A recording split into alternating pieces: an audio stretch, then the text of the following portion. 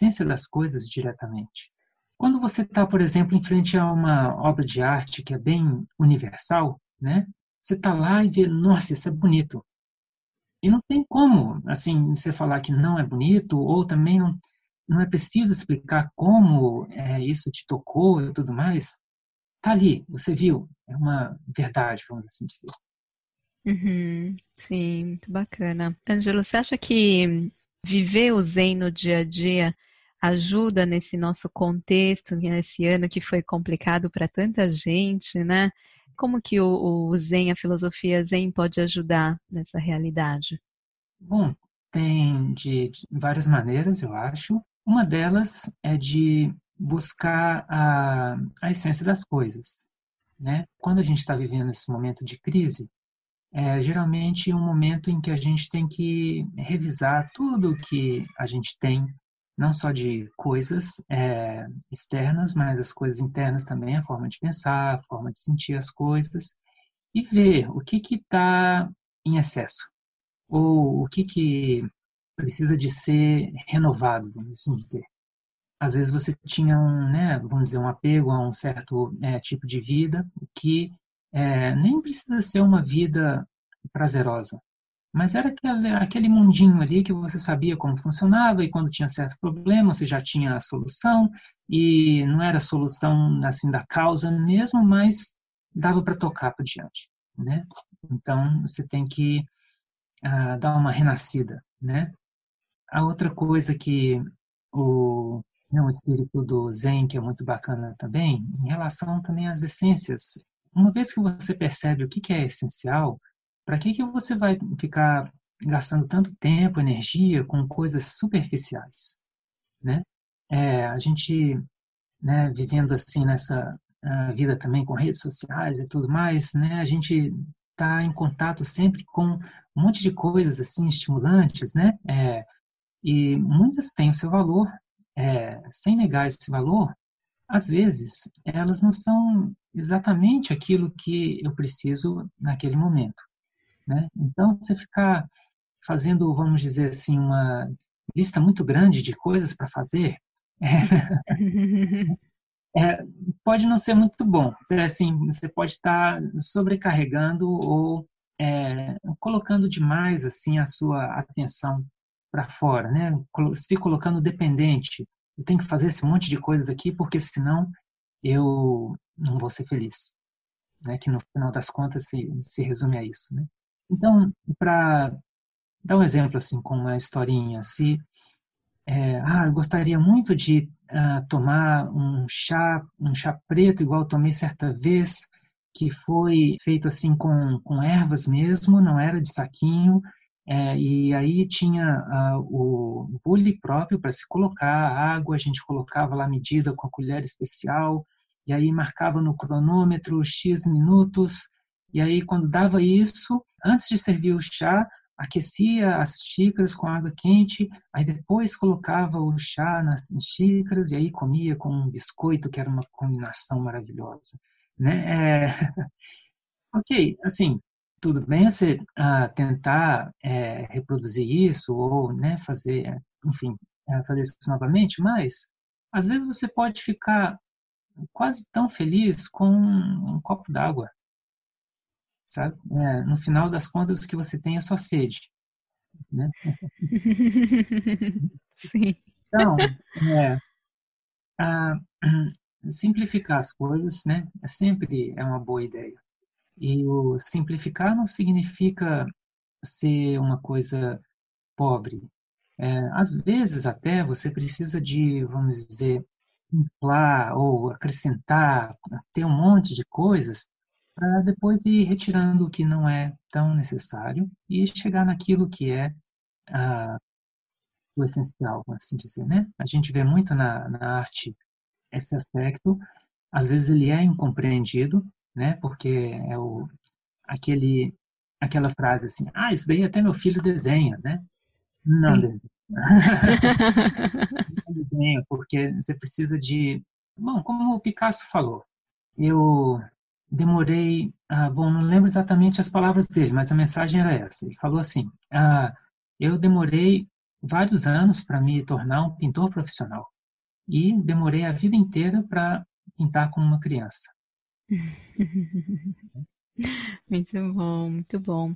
Essa questão de entender o que é essencial, realmente acho que pegou para muita gente nessa época de pandemia, de quarentena, da gente dar mais atenção à casa, né? É um lugar que a gente está todo dia, sempre, um lugar essencial para a nossa vida, e finalmente a gente se vê prestando atenção, mas que é bom eu ter em casa? Ah, acho que é bom eu ter mais planta, acho que é legal ter uma janela mais aberta, né? Ter mais acesso ao sol, né? Prestar atenção na natureza e ver realmente que são essas coisas essenciais que no final importam, né? Que a gente sente falta disso, né? E para mim eu repensei demais tudo isso, essa questão, principalmente por morar em Tóquio. Eu moro num apartamento super pequeno, então me fez pensar demais. Ué, será que a vida assim está sendo legal? Num lugar tão pequeno, uma cidade que oferece tanto, mas que num momento a gente se viu impossibilitado de sair, né? A gente não estava, né, fora aproveitando a cidade, tanta coisa que acontece aqui. E eu me vi assim, morando, ocupando um espaço pequeno e que, né, não me traz toda essa questão do que é realmente essencial da vida. Então, eu acho que isso realmente me trouxe muita reflexão sobre isso. E queria te perguntar, essa questão da gente morar em Tóquio, né, é uma metrópole, muita coisa acontecendo. Você vê alguma relação entre o Zen e a metrópole? Bom, a primeira coisa que eu penso quando vem esse tema é que na metrópole, infelizmente, a maioria das pessoas esqueceram do que é essa essência, né? Do que é uma vida natural. Não digo natural, assim, não precisa ser no meio da natureza, né? Mas que, bom, que busca essa harmonia, né? Dos ritmos, dos ciclos e tudo mais. A gente tem, eu mesmo, uma certa época, tive uma tendência assim que era trabalho, trabalho, trabalho, trabalho, trabalho, trabalho, trabalho. E nesse tempo fiz uma superprodução, foi um livro de quase 200 páginas de quadrinhos e tudo mais. Foi bacana nesse aspecto, mas nos bastidores eu tive problema de saúde que demorou 6 meses mais ou menos para me recuperar. Né? Então, não é uma coisa assim, eu não repetiria da mesma forma. Né? Eu tentaria, se tivesse nesse ritmo de novo, se tivesse com um objetivo de trabalho semelhante, eu tentaria fazer de uma forma mais inteligente. E a outra coisa, essa questão do excesso, né? Que a gente acaba caindo, às vezes, quando a metrópole oferece tanta coisa, né? Quero fazer isso, quero fazer aquilo, para outras pessoas, quero comprar isso, quero comprar aquilo, acaba a gente ficando preso a tantas coisas assim externas, né? A tantas atrações, vamos assim dizer, né? Enquanto isso, o budismo é bem direto, né? E fala que, bom, pessoal, primeira verdade, viver é dor. Não tem jeito de você viver sem experienciar dor, né? E, pessoal, segunda verdade, a causa da dor, adivinha o que é? O desejo, né? Quanto mais se deseja, mais dor você tem. Ou seja, daí a gente pode extrair uma fórmula positiva, né? Que é, quanto menos desejo você tem, menos dor você experiencia. Mais ou menos assim, quando você não tem uma coisa, você sofre pensando, nossa, eu queria ter, eu queria ter, eu queria ter. E aí, quando você finalmente tem aquela coisa, ou você foi no determinado lugar que você queria ir, você pode também sofrer do mesmo jeito, falar, nossa, isso daqui não vai durar para sempre, isso aqui que eu tenho vai acabar um dia, ou pode quebrar, esse lugar que eu estou, eu não posso ficar aqui para sempre, né? Então, é muito mais interessante a gente ter a consciência da impermanência das coisas, né? Nada é para sempre nesse mundo aqui. E morar em Tóquio talvez não seja uma coisa, aliás, não é uma coisa exclusiva da metrópole, mas para mim, pessoalmente, me coloca muito a refletir sobre isso, é a questão dos terremotos. né? Os terremotos, eu tive aqui no grande terremoto de 2011 e foi um momento assim que era claro de ver que o homem era uma coisa muito pequena e que não podia fazer praticamente nada quando tivesse acontecendo mesmo um terremoto. Você fez alguma coisa de prevenção, ótimo. Mas na hora que aconteceu mesmo, nada. Assim, é uma força incrível, imparável, muito, muito, muito maior do que qualquer coisa que a gente poderia fazer a respeito na hora. Mas, ou seja, convida a pensar naquele espírito que os samurais bons tinham, que era de, bom, hoje eu posso morrer. E aí, como que eu estou vivendo? Né? Essa é uma pergunta muito forte e muito boa. Se eu, por exemplo, se acontecesse alguma coisa e a minha vida acabasse nesse momento, qual seria a última palavra que eu falei, por exemplo, para um amigo ou para o meu companheiro, né? Como que está a minha relação com os meus pais, por exemplo? Não é fácil, relações humanas, né? Tem muita coisa envolvida e tudo mais. Porém, às vezes, a gente complica demais as coisas com pequenas coisinhas, né? Se a gente fosse um pouco mais generoso, talvez, um pouco mais flexível, né? A gente poderia ter melhores relações e poderia ficar mais satisfeito com a nossa vida.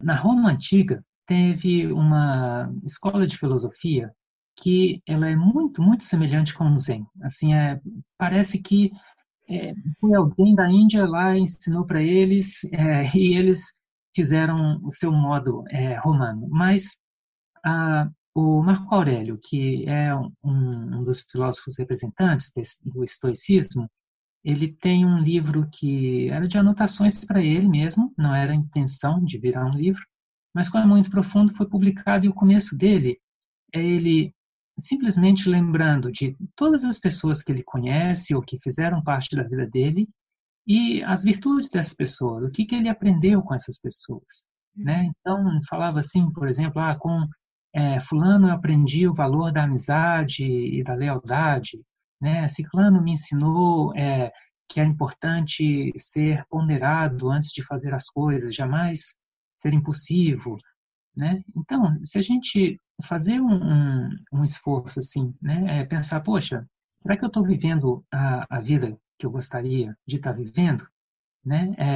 Ou seja, estou tendo uma postura ativa. Se tudo acabasse agora, como que eu veria a minha vida? E também tendo em vista disso, será que eu não estou preocupando demais com coisas pequenas? Eu achei muito legal até como um exercício mesmo, né, de anotar num caderno o que a gente aprende com as pessoas, né, as qualidades das pessoas. Achei bem bacana isso. Sim, sim, é muito bacana. Isso, inclusive, tem a ver com aquele assunto do primeiro post na primeira conversa que a gente teve, que virou post no seu blog, o Nichi Nichi Kore Konichi. Todo dia é um bom dia, né? Porque aí você pode ver que todo dia você pode aprender alguma coisa, né? Por mais desafios, por mais dificuldades que tenha nesse dia. Sim, com certeza. Você acha que aqui, seja em Tóquio, São Paulo, grandes cidades, movimento, que lugar você acha que dá para a gente encontrar o espírito Zen? No caso de ser assim uma cidade maior, às vezes a gente pode encontrar um pouco do espírito Zen em construções minimalistas, né? Prédios que têm assim essa a busca da essência, né, dos materiais, do design. Agora, num lugar mais fácil, vamos assim dizer, de se encontrar isso, seria no jardim, especialmente se for um jardim japonês. E aí você vai ter o contato com a natureza, você tem um contato com as estações, né, o ciclo. Você pode descobrir coisas muito bonitas, assim, simples e bonitas, como, por exemplo, imagina a gente está entrando agora aqui no outono, aqui no Japão, né, as folhas estão se amarelando, caindo, e quando, de repente, você vê uma folhinha amarela caída em cima de uma grande pedra escura, né? Assim, a combinação de cores assim fica uma coisa tão bonita, né? Ou mesmo como que esse